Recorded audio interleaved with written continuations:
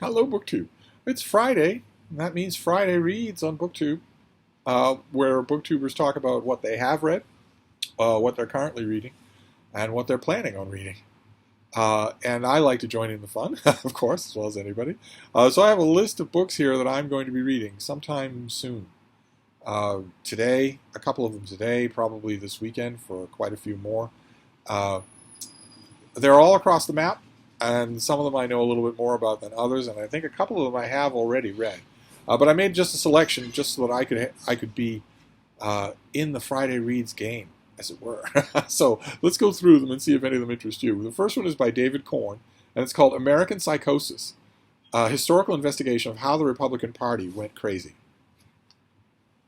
And I haven't read this yet. I know David Korn by reputation. I don't think I've ever read anything but editorials by him, so not a book-length thing at all. And I don't know what to make of his cover. Of course, that has nothing to do with the book, but you see all of these archetypal figures on the cover. Right there, right at the top, right where your eye automatically goes. I mean, you see Reagan, but your eye automatically goes to her, Sarah Palin, one-time governor of Alaska. Thought she could see Russia from Alaska. And I'm glad she's on the cover, and I wonder if David Korn will agree with me that if we're talking about how the Republican Party, let's say, went crazy, so American Psychosis instead of American Psycho, if we're talking about how the Republican Party went crazy, and I don't think there's any denying that it has gone crazy, in a very malevolent way. It's gone malignantly crazy. And if you're thinking that's partisan politics, well, what's the Republican Party platform?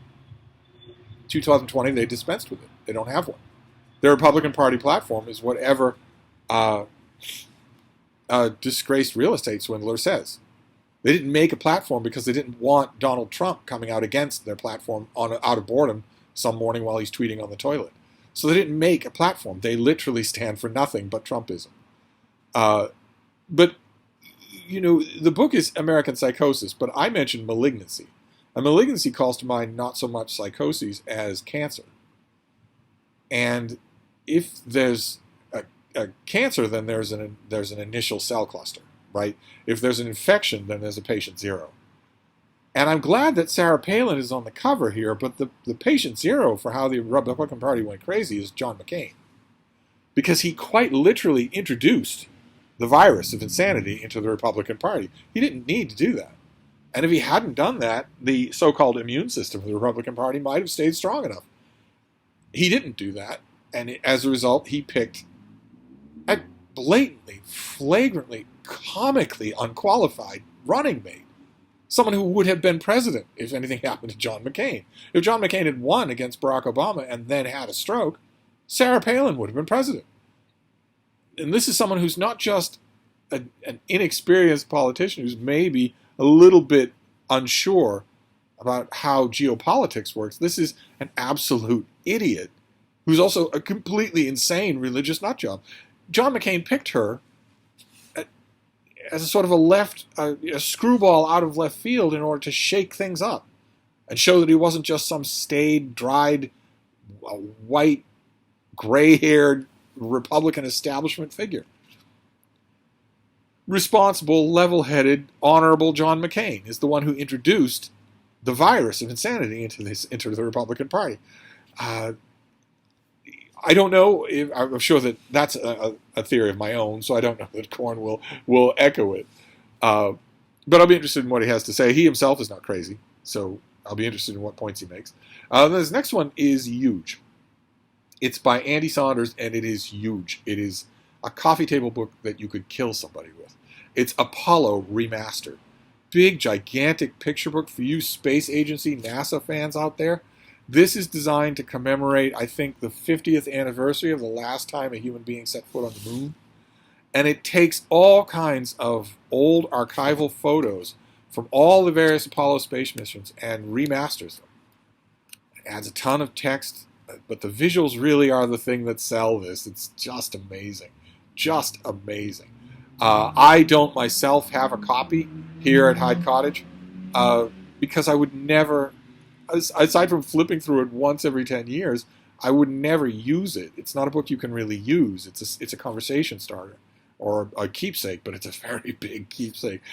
So I don't have a physical copy here because I would take up a lot of space and I would not use it. But a few newsrooms here in the Boston area have received their own print copy of this, and I have flipped through it, and it is amazing. I don't remember off the top of my head how expensive it is, but if you have a big NASA fan or are one yourself, oh my, this is a thing to have. Then this next one is also about social media. This is by Max Fisher, and it's the inside story of how social media rewired our minds and our world. It's called The Chaos Machine. I haven't read it, but I'm fascinated by the subject. You see all those emojis coming out of a cell phone. I'm absolutely fascinated by the subject. I've read probably 10 books on this subject in the last 3 years. There's been a little flood of them on the book market as more and more analysts have realized that it was social media that caused a lot of the political chaos that has brought the United States of America to the brink of succumbing to autocracy. The United States of America is one election away from becoming a completely different country than it was for 250 years. Which, if you're watching and you're not in America and you think, boy, that's kind of weird. Anyway, honey, could you change the channel? Don't be complacent. As I have said many times, no matter where you are watching this video in the world, you are not more than half a day's travel from a multi-million-dollar American military installation. And your whole country is under the eye of American intercontinental ballistic missiles at all times. So don't be blasé about it. If America becomes what the Republican Party wants it to become, an autocratic state in which only few people get to vote, and in which a family is honored over the electorate. So it's not a question of who will succeed Donald Trump. It's a question of which of his family members will succeed him.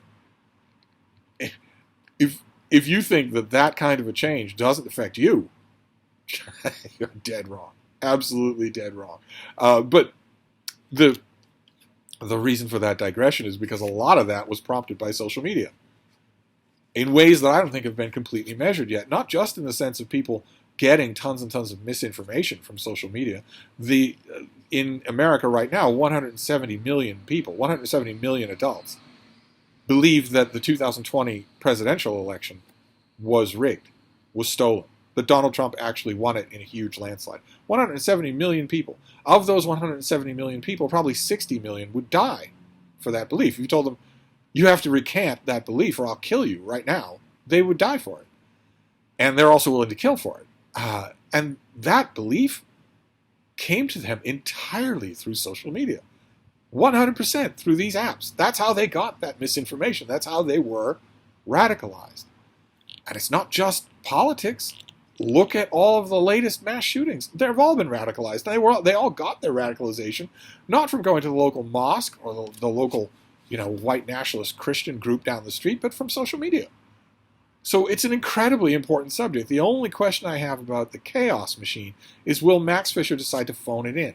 Too many of the books that I have read on this subject have decided to just lapse into lingo speak and Twitterisms and phone it in. It's a very, very serious subject. It deserves serious, serious attention. And then this next one, you've probably seen a lot of the snippets from this in the news. You've probably seen, if you watch the news at all, cable news in America, you've seen the author doing the talk show circuits. This is by Jeffrey Berman, and it is Holding the Line. It's about him working in the Department of Justice and being told over and over again to persecute Trump's enemies while Trump was in office. Not even enemies, just persecute people that bug him. So on a Monday morning, if he sees somebody that he doesn't like, hey, I want the IRS to audit them, and I also want the DOJ to investigate them and turn their life upside down. I don't have any legal case. They're not even my lifelong enemy. I just don't like them, and I'm king. I'm God. So if I tell you to do that, it's not like you're going to bring any ethics to the table. And of course, he was met with institutional resistance in a lot of places when he did stuff like that. And Jeffrey Berman characterizes himself on the news shows as one of those pieces of resistance. Famously, Bill Barr, Trump's attorney general, declared one day that Berman had resigned when that was not true. He had not resigned and didn't resign. I have no idea what I'll make of this book. I have to say I haven't been all that impressed by his appearances on the cable news shows. He seems incredibly self-serving, as do most people who write any kind of book about Trump, for or against. Don't get me started on Maggie Haberman's latest book. Don't get me started on the stuff that she sat on. She was invited on news shows for months, knowing that she had tape recordings of Donald Trump saying that he's just never going to leave the White House. That he knows that Joe Biden won the election, but he's not going to leave. He's just going to stick around in the building physically, hold on to the desk physically. Did that inform the public conversation? No, it did not. Is it supposed to goose the sales of her book? Yes, it is. So don't get me started. It's possible that this book will be just as nakedly self-serving as every other Trump book I've ever read. We shall see. I shouldn't say that. David K. Johnson doesn't write self-serving Trump books, but he's the only one I know of who doesn't. Then this next one is not new. Some of you will recognize it. We got it on this channel. This is by Caroline Elkins, and it's called Legacy of Violence, A History of the British Empire. And it is a case that I've mentioned on this channel a few times before. There are some books that just stick with you. You just don't know what they're going to be. You can't predict it. You just can't predict it. They'll just nag at you, and you'll be thinking about them and maybe looking at them or even taking them off the shelf and picking at bits and pieces of them. And when that happens to me and it's persistent, I decide just to give the book a whole front-to-back reread. It's, believe me, that phenomenon, I think that phenomenon is common. I think it happens to a lot of people, but it's extra haunting when you're a book critic. Because it's your job to analyze and assess these things for your readership or your viewership or both. And you can do that with every other element of a book except that. That one element. Will it stick with you? Will it be nagging you 6 months from now? Of course, that's the element you can't know. And I didn't know that about this book. And I'm not sure, it's not always a good thing. It doesn't always mean that the book was better than you thought it was. Sometimes it means that the book is worse than you thought it was. I'm going to give it another try. I'll pull it off the shelf and reread it. And this next one, I have only dipped my toe in here. And I need to read the whole thing from front to back and force myself to be open-minded. Now, the cover that I have here, because I wasn't going to go and get the thing, says large print edition, but that's just the thing that I copied that had the highest resolution for you.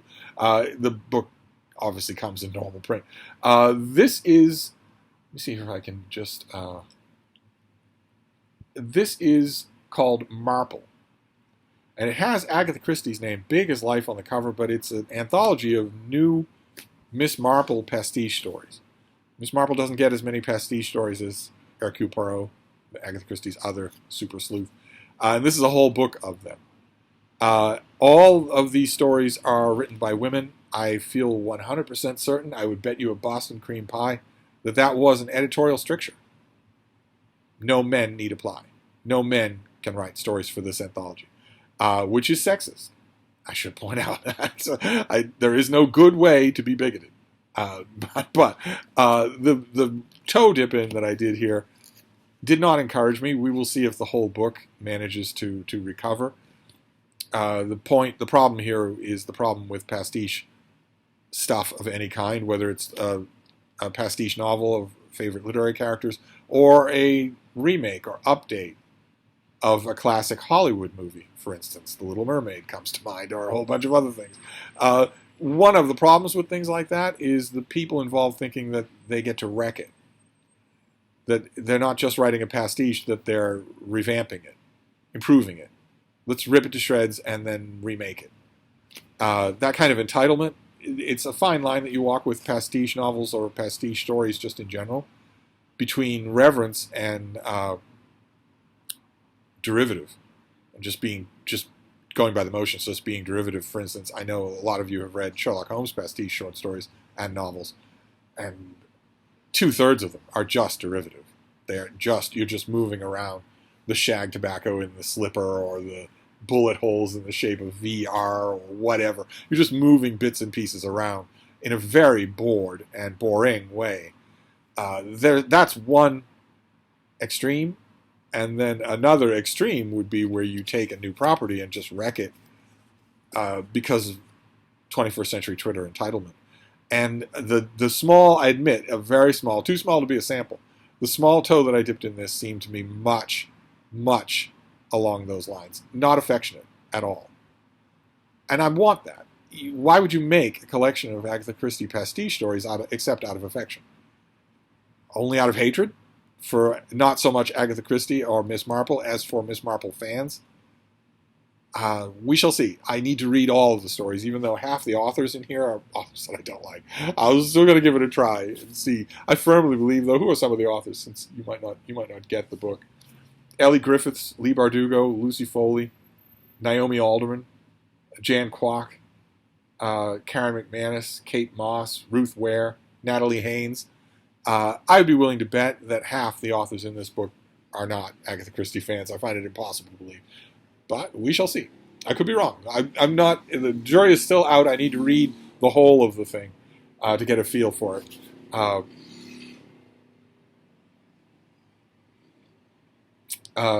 Then this next one is for the gays. Got to have something for the gays.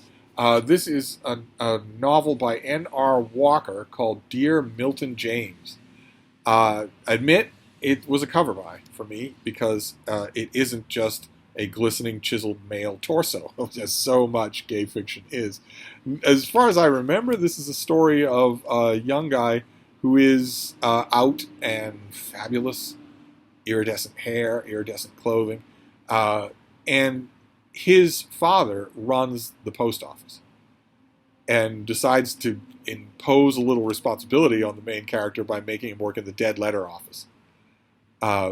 And one of the people who works in the dead letter office is a completely fade into the woodwork, button-down, bland, beige lifer at the post office. And yet, over the course of the novel, I gather, they find that they have a chemistry together, that there's a lot more to both of them than they thought. I think the title refers to one of the dead letters and maybe a subplot involving finding the sender or the recipient. But I haven't started it yet. I'm in the mood to be charmed by it, but it's going to have to do that. It's going to have to earn the wait. Then this next one is a romance. I am right now ensconced in Autumn Amour with a bunch of other co-hosts. And there's a particular strand of romance. There are a whole bunch, as we say all the time. Sarah, the bookish knitter, will say all the time that romance is an enormous umbrella. It covers everything. It has all kinds of things in it. And there are all sorts of strands of romance that I don't get. And one of the ones that mystifies me the most is Amish romance. I've often theorized on this channel that one of the reasons why a lot of people find the Amish romantic is because they've never had any experience with the actual Amish. And I have. Not only experienced with them, but I've also stayed with them. I experienced them in Pennsylvania, and I stayed with them in Iowa. So I know what their world is like, and there's nothing romantic about it at all.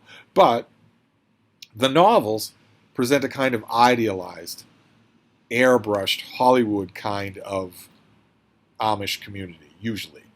And the titan of Amish romance fiction is Beverly Lewis. She's made a very, very comfortable living by writing Amish romances. And she has a new one called The Orchard. See, there you have, there's the boy in suspenders and a straw hat, the girl, of course, in an ankle-length skirt with a bonnet. This scene would never happen in an Amish community. He would stink to high heaven. He doesn't bathe. And she would not be allowed to just go and hang out with him. She has work to do. Someone has to churn the butter and can the peas and cure the meat and make sure the children are all behaving. The men don't do any of that. And so in a situation like this, where you had two young people sitting on a blanket in the middle of an orchard, and he didn't have his shoes on, the most likely thing in the real world is that he would order her, not ask her, but order her to massage his bunions on his bare feet. And maybe do a better job at it. And maybe if she slips up or doesn't do the kind of job he wants, maybe he takes an affectionate swat at the top of her head. She can't talk back. She can't swat him back. I just have to dispense with that. That's all. This is a fantasy version of the Amish in the same way that Bridgerton TV show is a fantasy version of the Regency. I just have to do that, and I haven't managed to do it. But if anybody's going to make me do that, it's going to be Beverly Lewis.